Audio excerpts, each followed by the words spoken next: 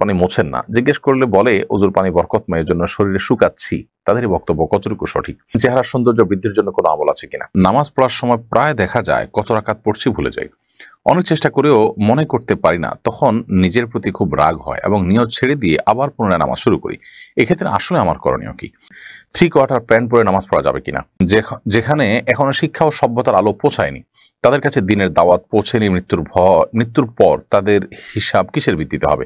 4 রাকাত বিশিষ্ট ফরজ নামাজের তৃতীয় রাকাতে ভুলে যদি সূরা ফাতিহার সাথে অন্য কোনো সূরা পড়ে ফেলি, তাহলে নামাজ হবে কিনা? অনেক সময় 4 রাকাত বিশিষ্ট ফরজ নামাজ কোনো কারণবশত একা পড়ার সময় আমি তৃতীয় চতুর্থ রাকাতে ফাতিহা পড়ার পর ভুলে বিসমিল্লাহ পড়ে ফেলি, এজন্য কি সাজদা দিতে হবে? আমার মা মদিনাকে খুব ভক্তি করেন, খেজুর খাওয়ার সময় তিনি খেজুর ধৌত করেন না, বলেন এটার গায়ে রাসূল সাল্লাল্লাহু আলাইহি ওয়াসাল্লাম শহরের ধুলা লেগে আছে। বিষয়টিকে আপনি কিভাবে দেখছেন? খেজুর না ধুয়ে খেলে কি কোনো সওয়াব হবে? আমার মা মদিনাকে খুব ভক্তি করেন, খেজুর খাওয়ার সময় তিনি খেজুর ধৌত করেন না, বলেন এটার গায়ে রাসূল সাল্লাল্লাহু আলাইহি ওয়াসাল্লাম শহরের ধুলা লেগে আছে। বিষয়টিকে আপনি কিভাবে দেখছেন? খেজুর না ধুয়ে খেলে কি কোনো সওয়াব হবে? না, এতে কোনো সওয়াব তো হবেই না, বরং তার দৃষ্টিভঙ্গি পরিবর্তন করা উচিত। কারণ নবী করিম সাল্লাল্লাহু আলাইহি ওয়াসাল্লামের শহরের ধুলা হলে সেটা আমি খাবো, ব্যাপারটা এরকম না আসলে। নবী করিম সাল্লাল্লাহু আলাইহি ওয়াসাল্লামের প্রতি ভক্তি এটা তো ভালো, মৌলিকভাবে তার সেই জিনিসটা প্রশংসনীয় যে তার ভিতরে নবী সাল্লাল্লাহু আলাইহি ওয়াসাল্লামের ভালোবাসা আছে, ভক্তি আছে। কিন্তু ভক্তি ভালোবাসা প্রকাশের ভুল পন্থা গ্রহণযোগ্য নয়। নবী সাল্লাল্লাহু আলাইহি ওয়াসাল্লামের প্রতি ভালোবাসায় তার সুন্নাহকে অনুসরণ করব, তার কথা মেনে চলবো, সেটি ঠিক আছে। কিন্তু তাই বলে তার মদিনা শহরের ধুলা দেখে সেটা আমি গায়ে মাখাবো, তাহলে মদিনা শহরের নাপাককে আমি পাক মনে করবো কিনা? ডেফিনেটলি সেটি করব না। তো অপরিচ্ছন্নতাকে আমি পরিচ্ছন্ন মনে করার কোনো কারণ নেই। নবী সাল্লাল্লাহু আলাইহি ওয়াসাল্লাম তো পবিত্র থাকতে বলেছেন এবং আমাদেরকে হাত ধুয়ে খেতে বলেছেন। তাহলে মদিনায় গেলে কি আমার হাতে ধুলা থাকলে আমরা না ধুয়ে খাবো? অবশ্যই খাবো না। অতএব এই সমস্ত বিষয় থেকে পরিষ্কারভাবে বোঝা যায় যে আপনার আম্মা যে দৃষ্টিভঙ্গি থেকে এটিকে সঠিক মনে করছেন সেটি ভুল।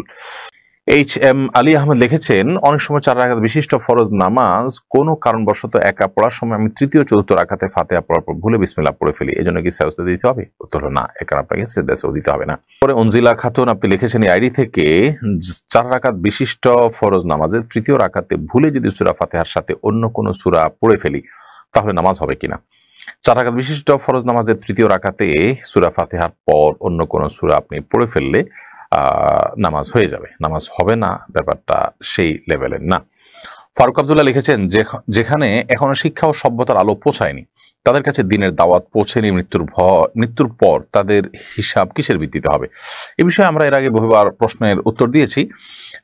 এরকম কোনো জায়গা যদি থাকে যেখানে দিনের কোনো দাওয়াত পৌঁছেনি, কোনো মানে আল্লাহর দিন, কোরআন হাদিস, নবী রাসূলদের দাওয়াত কিছুই পৌঁছায়নি, কোনো জঙ্গলে এরকম কোনো মানুষ যদি থাকেন পৃথিবীতে, তাহলে সেক্ষেত্রে তাদের কিয়ামতের ময়দানে জিজ্ঞাসা হবে শুধুমাত্র আল্লাহর অস্তিত্ব নিয়ে, যে তারা সৃষ্টি দেখে এর কোনো স্রষ্টা আছেন এতটুকু তারা বিশ্বাস করেছে কিনা বা জেনেছে কিনা, জাস্ট এটুকু। এর বাইরে কোনো ইবাদত বন্দেগী, শরীয়ত, হালাল হারাম কোনো বিষয় তার জিজ্ঞাসাবাদ হবে না, যেহেতু সেগুলো দাওয়াত তাদের কাছে পৌঁছায়নি।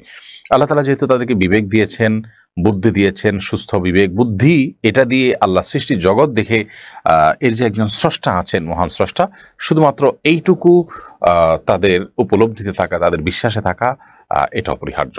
সে বিষয়ে তাদের জিজ্ঞাসাবাদ করা হবে। এমনি রুবেল আপনি আমাদের ইউটিউব চ্যানেলে প্রশ্ন করেছেন, নামাজ পড়ার সময় প্রায় দেখা যায় কত রাকাত পড়ছি ভুলে যাই। অনেক চেষ্টা করেও মনে করতে পারি না, তখন নিজের প্রতি খুব রাগ হয় এবং নিয়ত ছেড়ে দিয়ে আবার পুনরায় নামাজ শুরু করি। এক্ষেত্রে আসলে আমার করণীয় কি? নামাজ পড়ার সময় কত রাকাত পড়েছি এটা নিয়ে ভুলে যাওয়া, এটা আমাদের সমাজে এখন একটা ব্যাপক আপনার মানুষের মধ্যে এই সমস্যা দেখা যায়। এবং এই সমস্যার মূল কারণ হলো যে আমাদের মনোসংযোগ এখন আর আমরা কোথাও খুব বেশি সময় ধরে রাখতে পারি না। এটা বড় ধরনের একটা অবনতি আমাদের বলতে পারি। তো এর কারণে কোনো কাজে সফলতা পাওয়া অনেক কঠিন হয়, কারণ মনোসংযোগ ছাড়া কোনো কিছুতেই মানুষ অগ্রসর হতে পারে না। তো এই পর্যায়ে আপনি যদি নামাজের মধ্যে মনোযোগ ধরে রাখতে চান, তাহলে সেক্ষেত্রে নামাজের মনোযোগ ধরে রাখার উপায়গুলো আপনাকে অবলম্বন করতে হবে। মোবাইল ইত্যাদির ব্যস্ততা নামাজের অনেক আগে থেকে বন্ধ করে ফেলতে হবে, নামাজের পূর্ণ মনোযোগী হওয়ার চেষ্টা করতে হবে।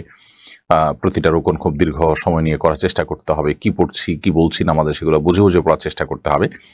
এগুলো লক্ষ্য রাখতে হবে ইনশাআল্লাহ। এখন কত রাকাত পড়েছেন এটা যদি আপনি দ্বিধায় পড়ে যান, তাহলে সেক্ষেত্রে আপনি দেখবেন আপনার মনের প্রাবল্য কোন দিকে হয়। যদি আপনার মন কোনো একটাকে সায় দেয় যে আমার মনে হচ্ছে এইটা হওয়ার সম্ভাবনা অনেক বেশি, অর্থাৎ ধরা যাক 3 এবং 4 নিয়ে সন্দেহ হচ্ছে, তো 4 হওয়ার সম্ভাবনাই বেশি, তাহলে আপনি 4কেই ধরে নেবেন এবং শেষে সিজদা সাহু দিয়ে নেবেন। আর যদি আপনার মনে হয় 3 হওয়ার সম্ভাবনা বেশি, তাহলে 3কে আপনি ধরে নেবেন, ধীরে ধরে সিজদা সাহু দিয়ে নেবেন।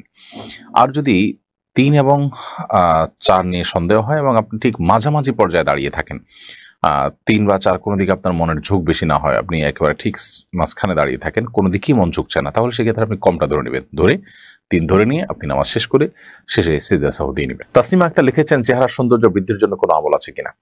চেহারার সৌন্দর্য বৃদ্ধি এটার জন্য ইমানদারের খুব বেশি চিন্তা বা টেনশনের বিষয় না, যার কারণে এটার জন্য কোনো কোরআন হাদিসে বাতানো কোনো আমল আসলে নেই। একজন ইমানদার তিনি তার আমল এবং কর্মকে সুন্দর করার চেষ্টা করবেন, চেহারা আল্লাহ তাআলা যেভাবে দিয়েছেন সেটাকে শুধু যত্ন করবেন।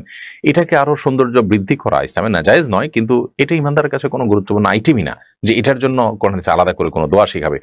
যাদের কাছে পার্থিব এই বিষয়গুলো, তুচ্ছ বিষয়গুলো অনেক বড়, যারা আখিরাতে বিশ্বাসী নয়, সেই মানুষগুলো সাধারণত এগুলো নিয়ে অনেক বেশি অরিড থাকে, অনেক বেশি তারা এগুলো নিয়ে পেরেশান থাকে। তো চেহারা সৌন্দর্য বৃদ্ধির জন্য কোনো উপায় অবলম্বন করলে সেটাকে আমি হারাম বলছি না, কিন্তু এইটাকে ইসলাম এত বড় করে দেখে না যে এটার জন্য আলাদা কোনো আমল দিবে তো তখন যখন জিনিসটা খুব গুরুত্বপূর্ণ হবে। তো যাই হোক, এটার জন্য আলাদা কোনো দোয়া বা আমলের কথা কোরআন হাদিসে কোথাও বলা হয়নি। তবে আপনি যদি মনে হয় যে আপনার চেহারাতে এমন কিছু আছে যেটার কারণে আপনি অবহেলার শিকার অথবা অপমানের শিকার বা অবমূল্যায়নের শিকার, সেক্ষেত্রে আল্লাহ তাআলার কাছে আপনি সাধারণভাবে দোয়া করতেই পারেন অথবা বৈধ কোনো উপায় চেষ্টা করতে পারেন। আমি বলছি যে যারা চেহারা সৌন্দর্য বলতে আল্লাহ যা দিয়েছেন সেটাতে কোনো উল্লেখযোগ্য কোনো ত্রুটি নেই, কিন্তু তারপরও সুন্দরত্ব কোনো শেষ নেই, তারা আরো সুন্দর করার পিছনে মরিয়া হয়ে থাকেন এবং এটার পিছনে লাখ লাখ টাকা খরচ করেন এবং এটার পিছনে লেগে থাকেন। একটা পর্যায় পর্যন্ত এটা জায়েজ আছে, কিন্তু যখন সীমানা ছাড়িয়ে যায় তখন সেটা কিন্তু অপচয় এবং নাজায়েজের পর্যায়েও চলে যায়, সেটি মাথায় রাখতে হবে। খোলাসা কথা হলো, আপনার চেহারাতে যদি কোনো ত্রুটি থাকে যেটা আপনার সৌন্দর্যকে নষ্ট করে এবং সেটার কারণে আপনি সমস্যাগ্রস্ত থাকেন, তো আপনি কোনো ট্রিটমেন্ট করতে পারেন, আবার আল্লাহর কাছে দোয়াও করতে পারেন যে আল্লাহ আপনি আমার সমস্যা দূর করে দিন। দোয়া আপনি ওপেন উন্মুক্ত দোয়া আপনি আল্লাহর কাছে নিজের ভাষায় দোয়া করবেন, ইনশাআল্লাহ আল্লাহ রাব্বুল আলামিন আপনার দোয়া কবুল করতে পারেন। আর দ্বিতীয়ত, যদি এরকম পর্যায়ে না থাকে, জাস্ট আপনার সৌন্দর্য যেটুকু আছে এটাকে আরো বাড়াতে চান, আপনি এটা আসলে ত্রুটিপূর্ণ কিছু নাই, আরো সুন্দর করতে চান, সেটাও আপনি করতে পারেন, কিন্তু এটার জন্য খুব বেশি টাকা পয়সা ব্যয় করে যদি আপনি অপচয় সীমানা চলে যান, সেক্ষেত্রে সেটা গুনাহ হবে। আর আমল হিসাবে এক্ষেত্রে আল্লাহ তাআলার কাছে আপনি দোয়া করতে পারেন। তবে নবী করিম সাল্লাল্লাহু আলাইহি ওয়াসাল্লাম ফজর নামাজের জন্য যখন নামাজের জায়গার দিকে যেতেন, তখন একটা দোয়া পড়তেন।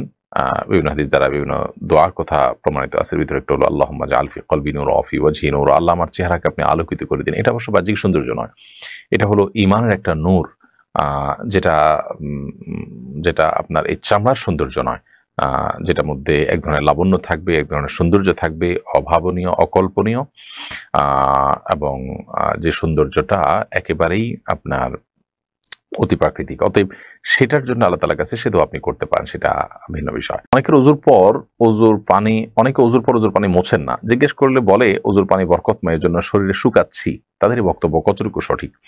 অজুর পানি আমরা শুকাবো কিনা, এর উত্তর হলো যে নবী করিম সাল্লাল্লাহু আলাইহি ওয়াসাল্লাম অজুর পানি কোন একটা কাপড়ের টুকরা দিয়ে শুকিয়েছেন, এরকম বর্ণনা আছে।